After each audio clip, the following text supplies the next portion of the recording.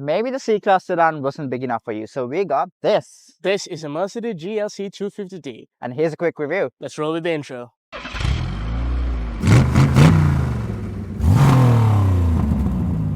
Okay, let's start with the exterior of this car. So this is the smallest SUV that Mercedes makes. There is the GLA class.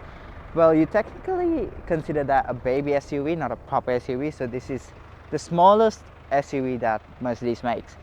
When it comes to styling, Mercedes has done a good job with this car. One thing I do like is its headlights.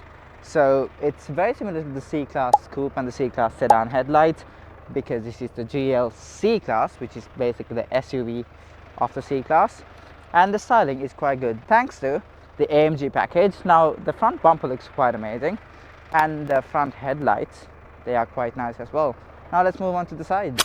Okay, at the side there's not much going on. You get 20-inch wheels at the front and at the back, and they are currently sitting on Pirelli tires, which is quite nice. So this car does have the AMG pack, which means you get no chrome, everything's blacked out. You get black mirrors, well, black chrome, not chrome, but it's all blacked out. And one thing I don't like about this car is the fact that you get a side step, which is quite annoying because it doesn't look good. Now let's move to the back. Now at the back you do get a 4MATIC badge, which is basically the all-wheel drive system that Mercedes has. You also get a GLC 250D badge to tell you what car this is.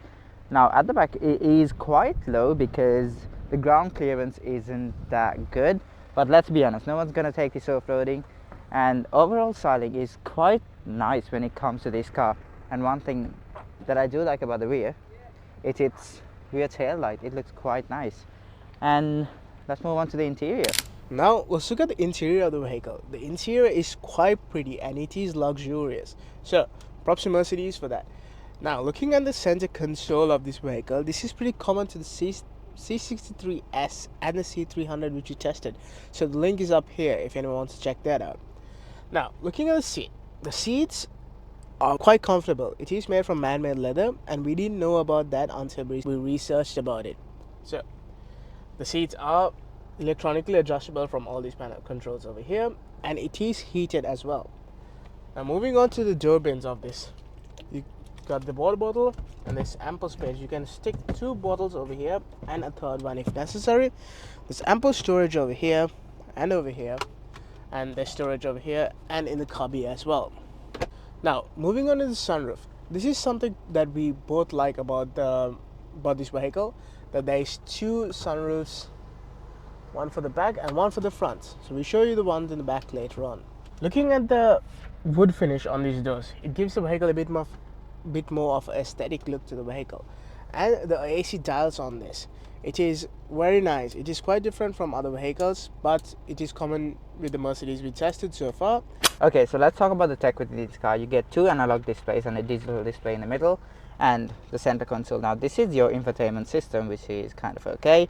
And these buttons here is how you control your AC, temperature. This is your AC control, and this is how you go through your menu. Now this touchscreen is quite small.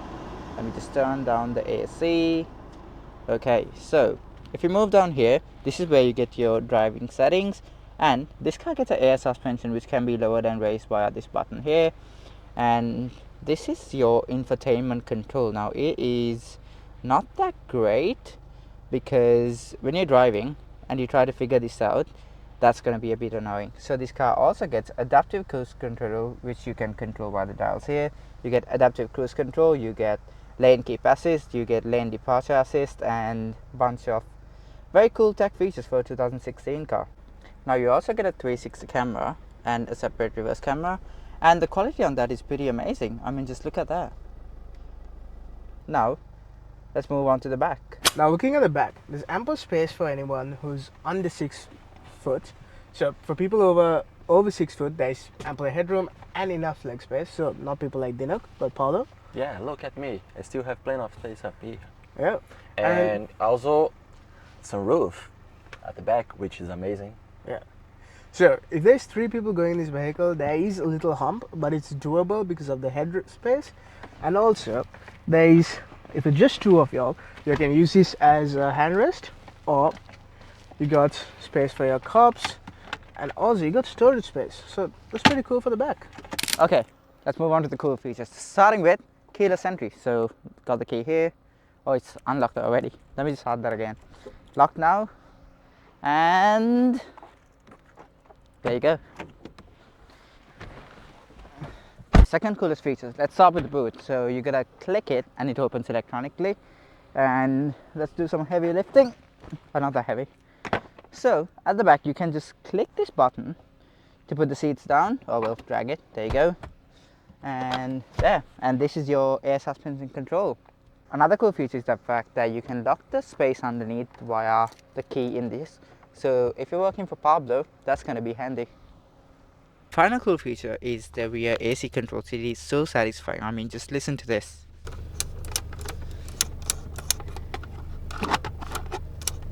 Let's talk about the 9 features of this car. This car comes with a diesel engine, so it is quite loud. Now looking at the infotainment system, it is quite small and it is not a touchscreen. Onwards, the black piano in the middle. It is very scratchable and it is very common between all the C classes. Okay, engine price and specs of this car. Let's start with the engine. So this car gets a 2.1 litre turbo diesel, which produces 201 horsepower and 500 newton meters of torque. Okay, moment of truth. Let's see how many attempts we take at opening this. Ah, it's hot. Okay, there you go. That was quite fast. Pretty basic looking engine. And the competitors. So, you get the BMW X3. You also get, oh my ass. You get the BMW X3 and you also get the Audi Q5.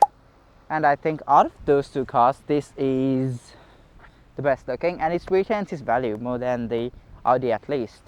So this car is currently for sale for $43,500, and if you are interested, drop us a message and we'll take it from there. Am I missing anything? Oh, 9-speed automatic gearbox, and it sits on a air suspension. So this is the only car out of the GLC class to have an air suspension. Now that is added optional, and let's take this for a drive. Okay, so let's go for a drive in the GLC 250D. Now this is a diesel engine to start with, but we've been driving this for quite a while now, and I have to say I am surprised with this vehicle. It's not underpowered at all, and that is an important feature, especially for an SUV, because you don't want to be having a lot of lag between the second you put your foot down and when the car decides to go. So this car gets 500 newton meters of torque, which is enough, to be honest. I mean, it's not a performance SUV, it's an everyday SUV, and for that I think the engine is quite amazing. Now this does get the AMG package, which has upgraded suspensions, which makes it a bit sporty. So this car gets through the corners just fine. Now to be honest, you don't really care how this car gets through the corners, because you're not going to be using this for any sports related thing. Now the diesel engine, despite it being loud, the insulation in this car is good because you don't get any engine noise within the car. And the suspension, so currently we are on sports mode. Let's jump onto comfort. Okay, in comfort mode the car got quieter. I'm not too sure why, probably because I turned on the AC, but it is quite comfortable in here. The seats are good, the ride height, everything about this car makes sense because you are sitting upright. You're not going to feel every bump on the road because the suspension is soft, and for everyday use I think this car is a perfect SUV when it comes to everyday use. Now if you're taking this off-road, let's be honest, you're not going to do that, because who buys a Mercedes GLC and takes it off-roading? No one. And when it comes to putting the power down, thanks to the 4MATIC all-wheel drive system, it has no problem with putting all of the power down because it has enough traction in all 4 wheels, which makes this car quite nice. And the gearbox, yes, this car has 9 gears. That's because this is a diesel, which means if this car was to be petrol, it would only have 7 gears. Now the gearbox is pretty responsive, so we're in 6th gear, 5th, 4th, 3rd, pretty responsive, just like that. Okay, let's go up, 4th, 5th, 5th, 6th. When you're changing gears upwards, it is a bit laggy, but honestly when it comes to everyday use, I think this is the perfect SUV. It is $43,500. Does it justify that price? I'm not sure. Let's get on to the final thoughts. Okay, final thoughts on the GLC 250D. Kevin, you want to start? Yeah, So this is a very nice vehicle. Comparing to its competitors, I would get this, but I'm not sure would I get it. So what do you think, Paulo? I think, in my point of view, that's one of the best cars because, to be honest, I'm a family guy, so that'll be a perfect car for me in this kind of situation. Yeah, so just like they said, for a family, this is the perfect SUV. It looks good, drives actually amazing. Honestly, that's something that me and Gavin were surprised about.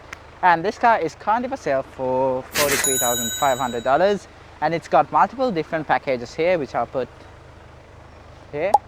Yes, here. And if you are interested, drop us a message and we'll take it from there. And also subscribe. Any final thoughts? No, that's it. Just like and subscribe.